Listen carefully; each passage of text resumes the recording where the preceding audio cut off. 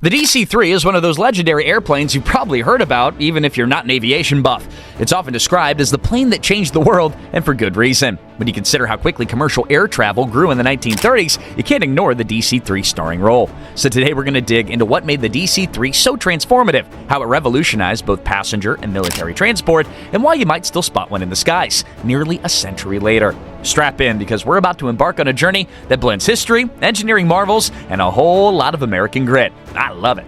All right, to truly understand the massive impact of the DC-3, we've got to set the stage in the 1930s. Commercial aviation was still in its infancy at the time. Airlines were experimenting with aircrafts of various shapes, sizes, and capabilities to find the perfect balance between cost efficiency, reliability, and most importantly, safety. Before the DC-3, many commercial airlines relied on planes like the Boeing 247, far cry from the 747s and even bigger that we have today, or earlier Douglas models such as the DC-2. These were decent aircraft for the era, but they didn't have that special combination of passenger comfort, range, and profitability that the airline industry so desperately needed. When the DC-3 arrived on the scene in 1935, it brought a range of features that immediately set it apart.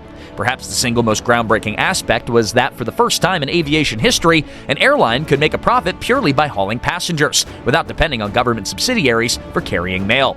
This was a major turning point. It ushered in a wave of commercial airlines looking to expand routes and schedules because they had a plane that could actually pay for itself. But the DC-3's legacy isn't just about dollars and cents. It's about making flight more accessible to the average American. Yeah, sure, air travel was still a luxury for many at the time, but the DC-3's reliability and relatively comfortable passenger cabin helped to bolster public confidence in flying. In the years leading up to World War II, the DC-3 quickly became a face of commercial aviation, which is saying something in an era when trains and ships were still the primary long-distance travel choice for many people. Even more remarkable is that the DC-3's reputation as an industry workhorse continued well beyond its early commercial success. When World War II broke out, the plane was adapted into the C-47 Skytrain, an aircraft that would prove indispensable for troop transport, cargo hauling, and special operations like paratrooper drops. By the end of the war, tens of thousands of these variants had been produced, and many would find a second life in civilian service. The flood of surplus DC-3s helped spawn smaller regional airlines, cargo operators, and even bush-flying outfits in remote areas like Alaska. Today, you'll still find a DC-3 in operation around the globe, from cargo runs in Africa to scenic tours in the U.S. That's a testament to the plane's timeless engineering, rugged durability, and ease of maintenance.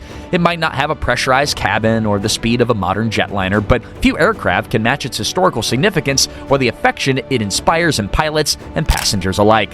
What follows in the script is a deep dive into the DC-3's origins, design, performance, wartime service, and ongoing legacy. We'll explore the facts and figures that made it a game-changer, interspersed with anecdotal details that bring its story to life. So whether you're an aviation history buff or just love hearing about American ingenuity at its finest, the DC-3 has something to offer. Let's start by examining the revolutionary path that led from the DC-1, DC-2, and all the way to the iconic DC-3. Now, long before the DC-3 took flight, the foundation for its success was laid by earlier Douglas Aircraft Company designs like the DC-1 and DC-2.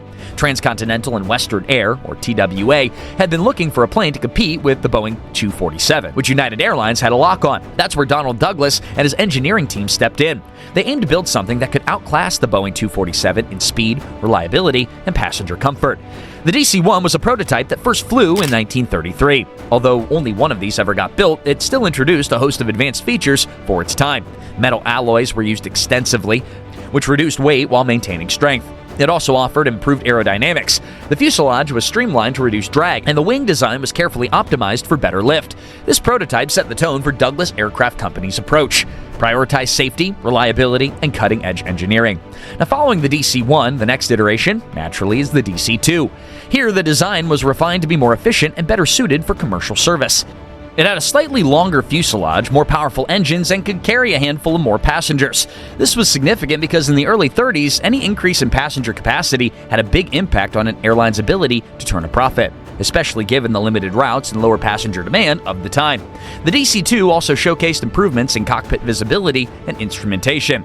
Pilots benefited from clearer sightlines and more reliable gauges, which made the plane more enjoyable and safer to fly. Airlines appreciated that the DC-2 could handle a variety of engine conditions, from cross-country flights to shorter hops between major cities. In 1935, American Airlines approached Donald Douglas with a special request. They wanted an aircraft that could carry more passengers in greater comfort, potentially even offering sleeping berths for overnight flights. It was a bold requirement that would push engineering boundaries. The result was the DC-3, featuring a wider fuselage, an extended wingspan, and a more powerful Pratt Whitney radial engine set. This aircraft could seat 21 passengers in normal daytime configuration, or it could be outfitted with berths for overnight travel. This was unheard of level luxury at that time. But comfort wasn't the only game changer. The DC-3's engineering design was robust in every sense. The plane's airframe was strong enough to handle rougher landings and the occasional unpaved runway. The wing design offered excellent lift and stability, which was crucial for airlines operating in various weather conditions across the U.S. Importantly, it also proved to be relatively economical to operate, thanks to its efficient engines and aerodynamic design. Now, one of the biggest breakthroughs was the DC-3's ability to generate profit from passenger fares alone. Up to that point, most airlines relied heavily on carrying airmail to supplement their income. The DC-3's combination of 21 seats, reasonable operating costs, and dependable performance meant that airlines could finally make money flying people. This was huge for the fledgling commercial aviation industry. It gave airlines the confidence to actually invest in expanded route networks, schedule more frequent flights, and advertise the marvels of air travel to an American public that was just starting to warm up to the idea of flying.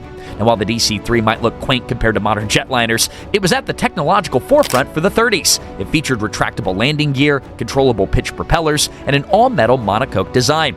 Now, the cockpit instrumentation, though basic by today's standards, was considered advanced back then, making piloting less strenuous on long flights. Maintenance crews also appreciated the relatively simple but robust build, which made upkeep more straightforward than other aircraft of the era. Now, all of these elements, the robust design, improved passenger comfort, advanced tech features, and profitability, ensured that the DC-3 became the go-to choice for airlines globally. By the late 30s, you couldn't step onto an airport tarmac in the U.S. without spotting at least one DC-3. Little did anyone know that an even more challenging role awaited this aircraft with the onset of World War II.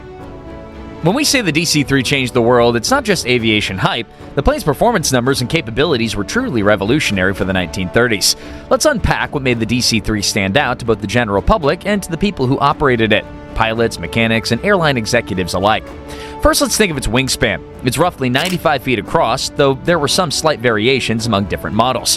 When you look at the length, you're looking at about 64 feet from nose to tail, and it stands around 16 feet tall, give or take a bit depending on how the landing gear was set up. Now, under the hood, or rather under the wings, the DC-3 usually rocked two Pratt Whitney R1830 twin Wasp radial engines. There are a few models that opted for Wright Cyclones instead, but the Wasp was the go-to for most. Each of these engines cranked out about 1,200 horsepower in the early variants, which was pretty impressive for the time. Now, when it came to speed, the DC-3 cruised comfortably between somewhere of 180 and 200 miles an hour. And if you're curious about how far it could go, a full tank would take it on a journey of roughly 1,500 to 1,600 miles. Inside, the layout was versatile. You could configure it to carry anywhere from 21 to 32 passengers, depending on the needs of the airline. And if you were hauling cargo instead, it could carry up to about 6,000 pounds, though that number might shift a bit depending on the specific setup. In short, the DC-3 was built to be a reliable and flexible workhorse, blending solid performance and practical design. For its time, these specs were more than respectable. The DC-3's Pratt Whitney engines provided excellent reliability, a critical factor in an age when engine failures were not uncommon. These radials were air-cooled and had a reputation for being rugged and relatively easy to maintain. Pilots also appreciated the balanced handling and stability, which made it easier to manage the plane in bad weather or on less than ideal runways. The DC-3 cabin was pressurized. Just kidding, it actually wasn't pressurized. That didn't become a standard until much later in commercial aviation. But jokes aside, the DC-3 was more comfortable than earlier planes, offering wider seats, improved legroom, at least for the era, and the option of sleeper berths on certain routes, way more comfortable than typical commercial flights today. Now, this made it a real treat for passengers who had previously experienced cramped seating, noisy cabins, and bumpy rides. Airlines would often tout the DC-3's relatively smooth flight experience, thanks in part to its robust wing design that provided better lift and stability. The plane's maximum cruising altitude was typically lower than modern jets, often flying between 8,000 and 10,000 feet, which meant passengers had a better view of the ground. Now, while turbulence could still be an issue, the DC-3's sturdy airframe handled rough air better than many of its contemporaries. For middle-aged Americans at the time, many of whom were used to long train rides, the DC-3 offered a glimpse of the future: faster travel, a bird's-eye view of the country, and a sense of luxury. One reason the DC-3 became so widespread was that pilots absolutely loved flying it. The control surfaces were well harmonized, giving pilots a sense of confidence. The plane had a tail dragger configuration, meaning it had two main wheels and a small tail wheel, which required a bit of finesse during takeoff and landing. But once pilots got the hang of it, they praised the aircraft's responsiveness. The DC-3 also had good short field performance for its size. It could take off and land on relatively unprepared runways, which opened up countless small airports to commercial flights. This ability to get in and out of a tight spot made it popular not just in the US, but also in places like South America, Africa, and Asia, where airstrip configurations were often less than ideal. Now, by the late 30s, the DC-3 was already garnering a lot of positive press. Newspapers and radio broadcasts frequently mentioned it as a major step forward in making air travel safer and more accessible. Some even called it the Douglas Sleeper Transport, when fitted with sleeping berths for overnight flights, a marketing spin that helped stoke the public's imagination. The plane was championed as a symbol of American innovation, something that gave folks a sense of pride during the tail end of the Great Depression. And it wasn't just Americans who were impressed. Airlines around the world started placing orders. By 1939, more than 400 DC-3s were in operation worldwide, carrying 80% of domestic airline passengers in the US and making inroads in Europe, Latin America, and beyond. Now, airline executives loved the DC-3 for one main reason: profitability. This aircraft cut operating costs significantly compared to earlier models. Its engines were fuel efficient for the time, the airframe required less maintenance, and the additional passenger capacity increased revenue per flight. It's no exaggeration to say that many airlines owed their early financial stability to the DC-3. Additionally, the DC-3's relatively low acquisition cost, compared to the technology it offered, made it a no-brainer for carriers looking to expand. Operators quickly realized that the more DC-3s they had in their fleet, the more routes they could cover, and the more profit they could turn. In an industry that was still finding its footing, this kind of scalable profitability was a dream come true. Once word got out about the DC-3's capabilities, global demand spiked. Airlines in Australia, for example, would use the DC-3 for intercity flights and to reach remote communities. In Latin America, the plane's ruggedness was a boon in mountainous regions and jungle airstrips. It didn't take long for the DC-3 to become an international ambassador of American aviation prowess. In short, the DC-3 was a smash hit because it satisfied everyone's needs. It made passengers feel safe and comfortable, it gave pilots a reliable and enjoyable aircraft to fly, and it gave airline executives a path to real profitability. By the time the world was plunged into war in 1939, the DC-3 had already earned its stripes as a transformative machine. Little did anyone know, though, that its reputation was about to grow even more legendary on the battlefront. Now, when World War II erupted, the aviation industry shifted into high gear. The DC-3, with its already proven track record, was ripe for military adaptation. The USAAF, or the United States Army Air Forces, recognized the plane's potential almost immediately. They took the commercial DC-3 design, they beefed it up for military use, and renamed it the C-47 Skytrain, or called the Dakota by the British and Commonwealth forces. Now, the military version featured a reinforced floor, a cargo door with a hoist attachment, and other modifications that allowed it to handle heavy loads, including troops, vehicles, and even small artillery pieces. This beefed-up DC-3 was no longer just a passenger airliner. It was now a robust cargo transport, troop transport, and paratrooper drop aircraft that could be quickly produced in mass quantities. The Pratt Whitney R-1830 engines remained, but the interior was stripped down to accommodate the needs of war rather than comforts of commercial passengers. Production ramped up at an astonishing rate. By the end of the war, over 10,000 C-47s and related variants like the C-53 Skytrooper had been built. This volume is a testament to both the plane's incredible suitability for military work and the industrial might of the U.S. at the time.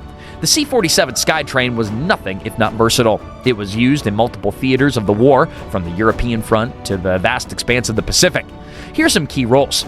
First off, troop transport. Imagine this: the C-47 could carry up to 27 fully armed troops at once, meaning that it was a key player in getting soldiers quickly into the thick of the action at forward airfields and battle zones. And then there was its role in cargo hauling. Whether it was ammunition, medical supplies, or even jeeps, the C-47's tough reinforced floor and wide cargo door made loading and unloading a real breeze. It was built to handle the heavy stuff without missing a beat. And who can forget paratrooper operations? One of the most memorable images from World War II is of paratroopers leaping out of a C-47. During D-Day, thousands of Allied paratroopers were dropped behind enemy lines, and the dependable performance of the C-47 made those daring airborne assaults possible.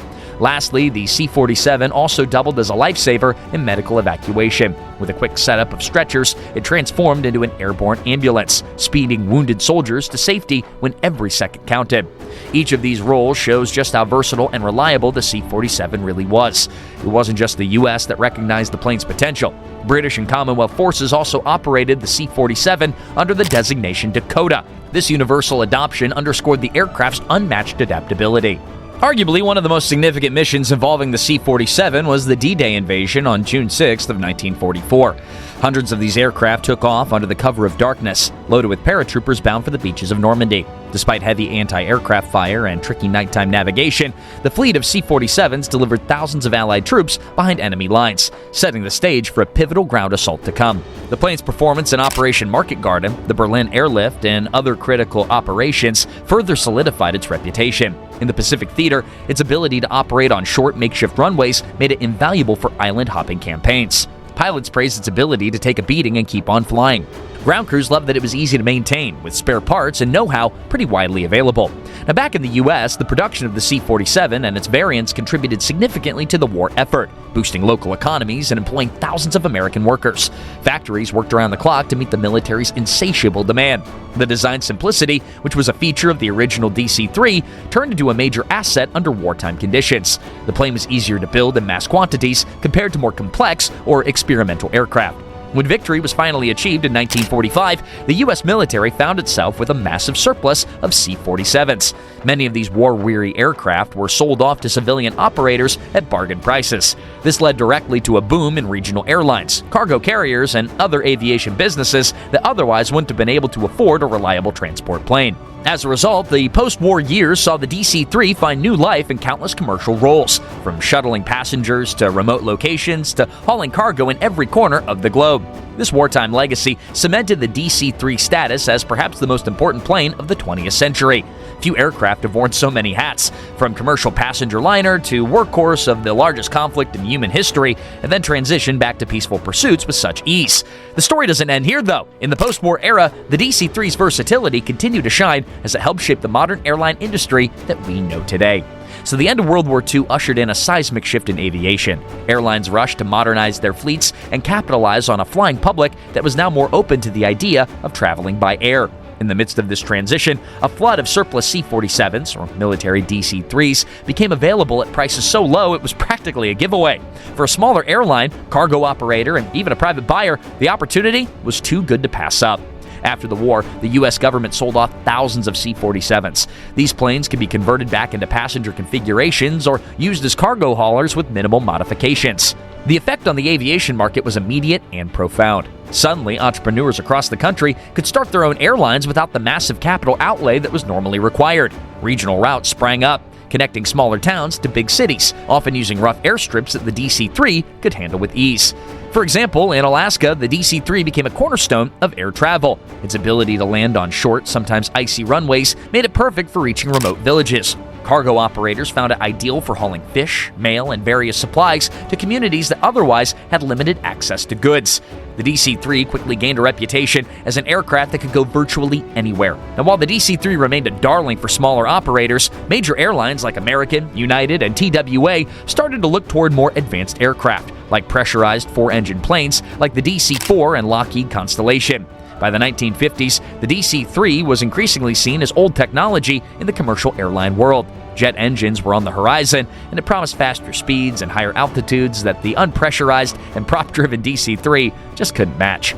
However, the shift didn't mean the end of the DC-3 story. Far from it, as these larger carriers sold off their DC-3 fleets, an even wider market of smaller operators would pick them up.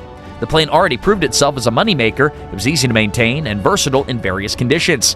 Companies that couldn't afford the latest jet or even a four-engine prop liner could still thrive using the DC-3 on short-haul routes and specialized missions.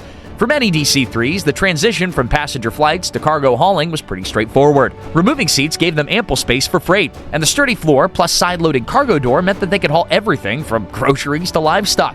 In many parts of the world, particularly Africa and South America, these planes became a lifeline, developing essential supplies to rural or hard-to-reach areas.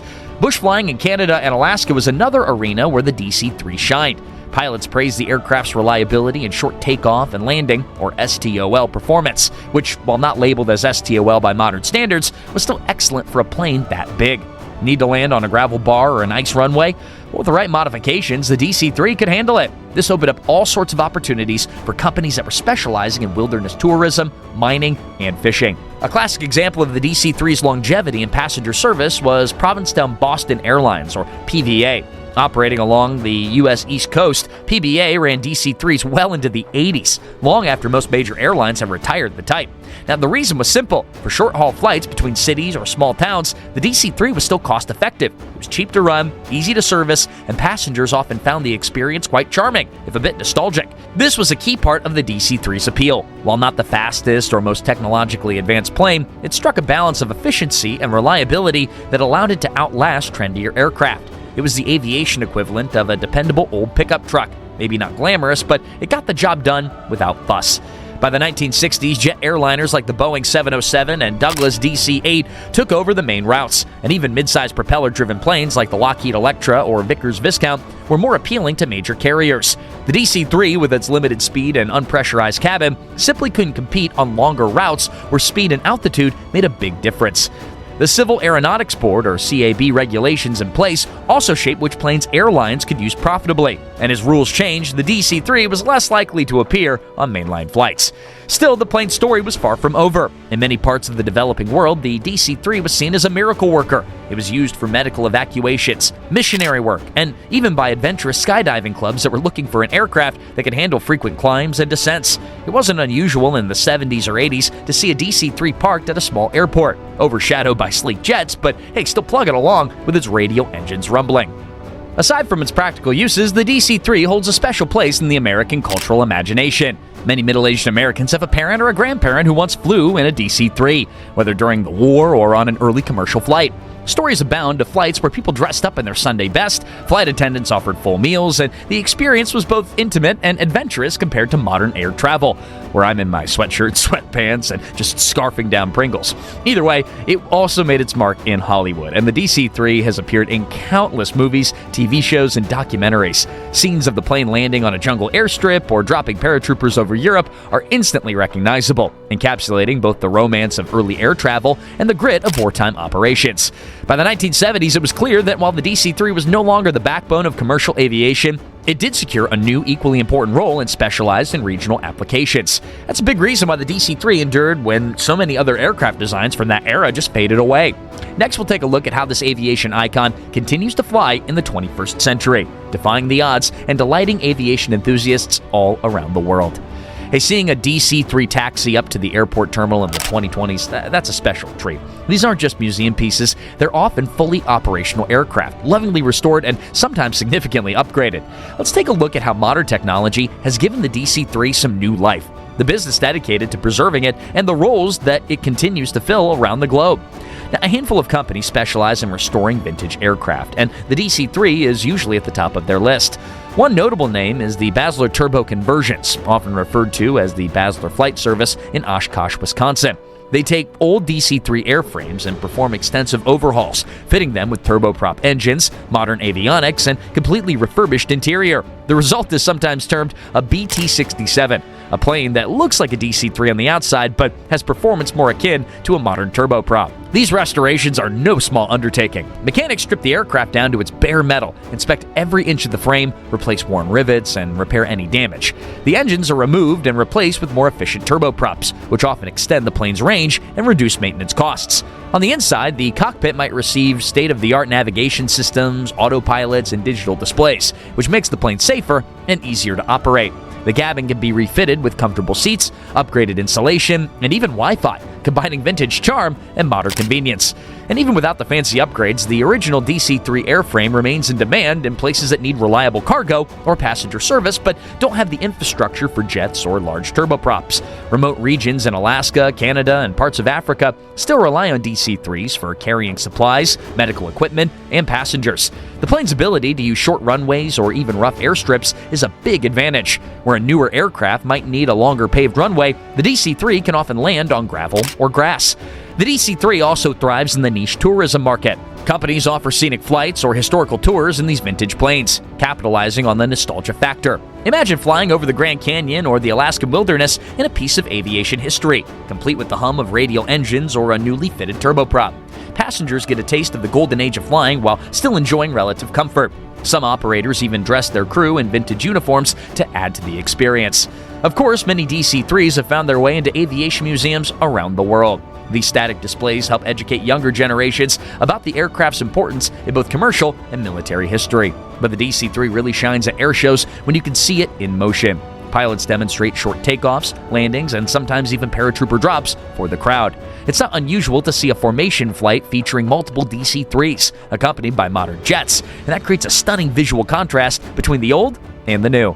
One of the reasons the DC-3 persists is its relatively straightforward mechanical systems. Unlike modern jets, which rely heavily on computerized controls, the DC-3's control surfaces are operated via cables and pulleys. The radial engines, or even upgraded turboprops, can be worked on by a wide range of mechanics who appreciate the lack of overly complex electronics. This simplicity translates to lower maintenance costs and easier troubleshooting. If something goes wrong in a remote part of the world, the chances are higher that a local mechanic could fix it quickly. It's not to say life is easy for DC-3 operators. Finding replacement parts for certain components, especially if you're insisting on original radial engines, can be a bit of a challenge. The cost of fuel has risen considerably since 1930, and radial engines aren't known for great fuel efficiency. Plus, some regulatory bodies impose strict age-related inspections on older aircraft, which can lead to more frequent and expensive maintenance checks. Nevertheless, owners still seem to accept these hurdles as part of the package. After all, you can't put a price on owning a living piece of aviation history. But governments will try. Now, according to various estimates, well over 1,000 DC-3s remain in use globally, although the numbers do fluctuate. Now, some are in pristine condition with fresh paint jobs, while others sport chip paint and battle scars from decades of service. Every plane has its own story. Some survived the war, some hauled cargo across continents, and some carried countless passengers on commuter routes. Regardless of their individual histories, they all share the same DNA that made the DC-3 such a game changer. In the grand scheme of aviation, it's incredibly rare for an aircraft design to remain operational for that long, let alone in commercial service. That the DC-3 does so is a testament to the foresight of Donald Douglas and his engineering team, as well as many mechanics and pilots who kept these beauties flying. Next, we'll explore why the DC-3 story resonates so strongly with people, from pilots who swear by its handling to passengers who fondly recall flights from decades past. Now, every once in a while, an airplane comes along that does more than just move people from point A to point B. It moves them internally, too. It captures the public imagination, it alters the course of history, and it becomes a symbol of the era. The DC-3 is one of those airplanes. While modern jets do streak across the skies at altitudes twice as high and speeds 3 times as fast, the DC-3 continues to fly with an unmatched sense of purpose and nostalgia. Ask any pilot who's flown a DC-3 what they love about it, and you'll likely hear the words stability and reliability come up pretty quickly.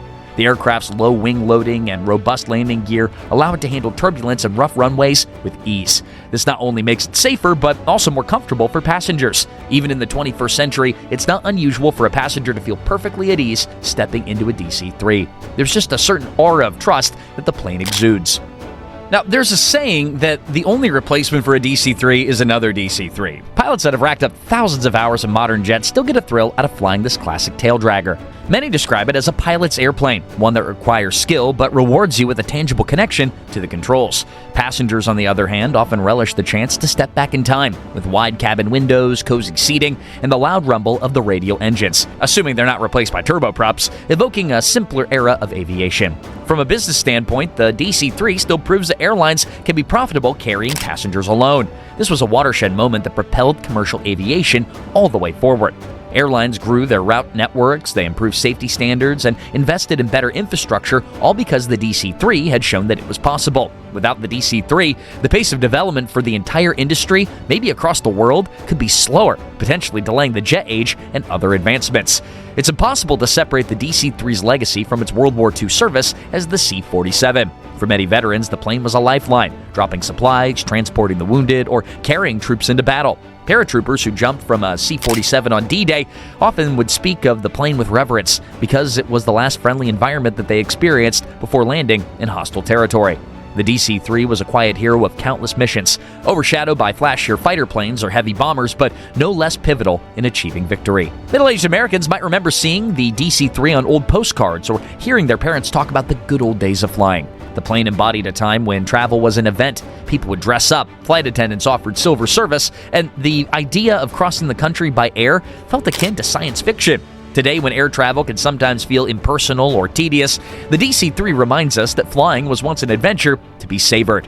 While technology has marched forward, the DC-3's fundamental engineering remains a case study in how to build something to last. The all-metal monocoque construction, the aerodynamic wing design, and the choice of reliable radio engines all contributed to a blueprint that's still revered by aircraft designers today. If your goal is to create a durable, cost-effective, and versatile plane, you'd be hard-pressed not to learn something from the DC-3. A final aspect of the DC-3's timeless legacy is the inspiration it provides to the younger generations of pilots, engineers, and aviation enthusiasts. Air shows, museums, and even YouTube videos featuring the DC-3 ignite the same wonder that the plane generated when it first appeared in the 1930s. In an era of composite materials and digital cockpits, there's something awe-inspiring about an analog machine that just continues to perform its role with grace. The DC-3 story is one of resilience, innovation, and unfading appeal. Its longevity is proof that sometimes a design is so well executed that it becomes, for all intents and purposes, timeless. As we wrap up, let's reflect on what the DC-3 can teach us about engineering, business, and our own relationship with technology. The DC-3, it's not just another airplane. It's a living legend that links aviation's past, present, and future. The classic workhorse continues to amaze us with rugged reliability, storied history, and an unmistakable radial engine rumble. We hope you found this long video helpful in understanding why the DC-3's legacy endures. And if you're as fascinated by aviation's golden age as we are, be sure to hit that subscribe button because we've got plenty of deep dives, pilot insights, and historical spotlights coming your way. Thanks for watching, and here's to the DC-3, a plane that truly changed the world.